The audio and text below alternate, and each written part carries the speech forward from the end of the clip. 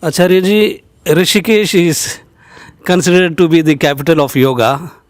We would like to listen from you. What is your definition about yoga? It has to start from your definition of yourself, right? If you're convinced that you are the body, then your yoga has to be physical.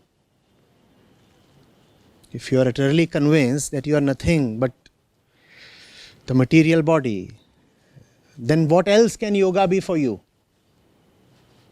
Something bodily.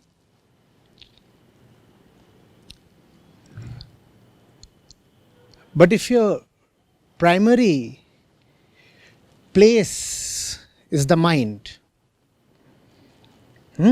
if your primary concerns are not physical but mental, then you have to address yourself as the restless mind.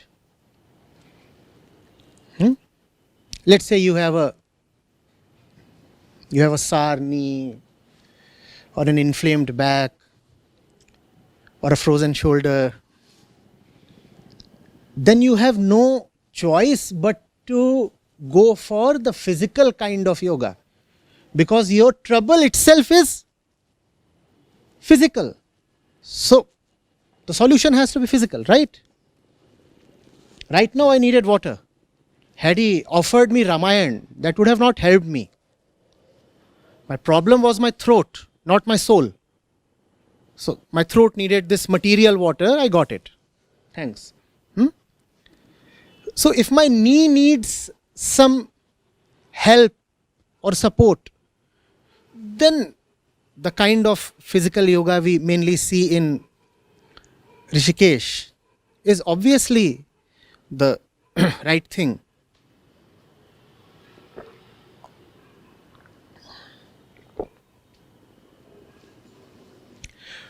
But let's observe the condition of most people. Let's look at mankind in general. We are talking of the 21st century, today. Are our problems primarily physical anymore? Or are we all victims of a neglected, ignored, restless mind? We have to figure that out for ourselves.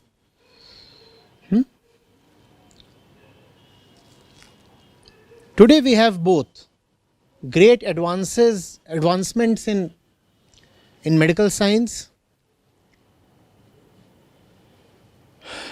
and great advances in industrial production and the availability of goods and services to be consumed.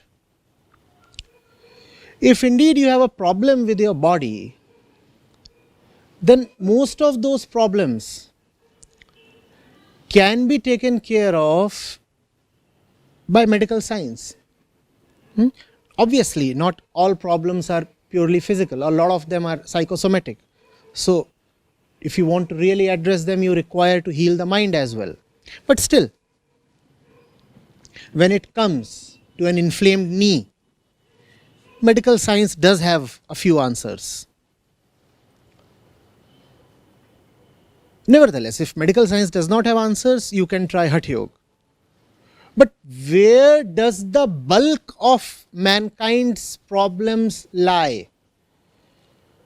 Are we all sufferers of our physicality, or is it so that body-wise we are almost all right? Give and take a few. The mind is extremely unhealthy. If you are to look at the general condition of mankind, what is it that you find more unhealthy, the body or the mind? Are we one on this? Keep the exceptions aside. Take a general average. When you look at the mass of people, What is it that you find more unhealthy? The body or the mind? The mind. Hence, what do we need? Yoga of the body or yoga of the mind? Yoga of the mind. Yoga of the mind. Right? This much has to be very clearly understood. And if you need yoga of the mind, then you must know what is it that the mind wants to dissolve into.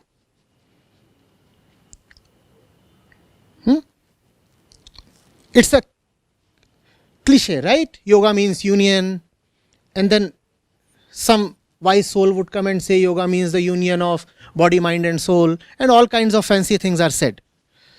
Obviously, most of them have no scriptural basis.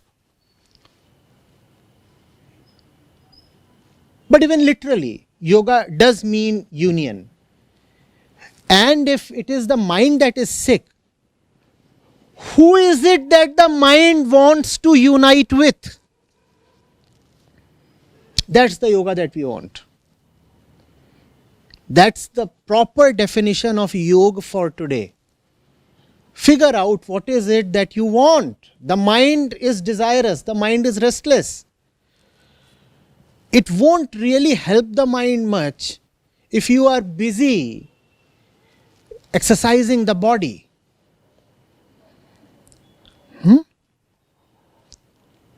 What is it that our desires are crazy for? Why is it that we never find complete happiness? Why does no elation ever last? Where do our intentions and inclinations come from? What is this strong force of passion and emotion? Where do they come from? And what do they ultimately want? Addressing these questions is real yoga. It always was real yoga. But today, it is more needed probably than ever in the history of mankind. Look at the extinction of species. Look at the impending climate catastrophe. We are already 8 billion people on the planet. And by the turn of the century, if we manage to survive till then, we would probably be 11 or 12 billion. You know of the carbon footprint of the average American. And all the people of all the countries of the world, exceptions aside, want to be what the average American is today in terms of consumption, not in any other sense. They want to consume as much as the American does. Today we need to understand the mind, not the brain so much, the mind I am talking of. The brain does not want anything. The brain is a physical organ, much like your finger.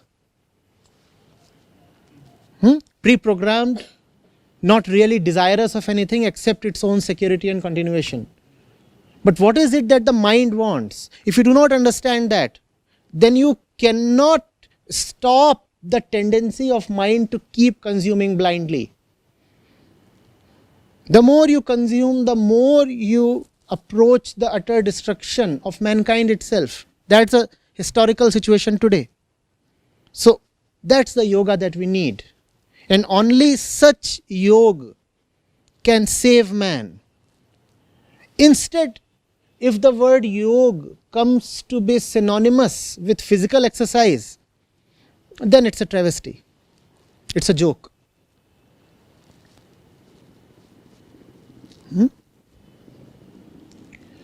It's not for nothing that we consume so much. It's not for nothing that we want to have a family.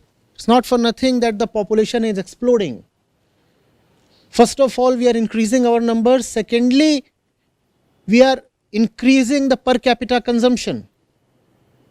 So both ways, we are just trying to satiate our appetite for something. We want something and we want to reach it, have it through material consumption. Would have been great if we could have it through material consumption.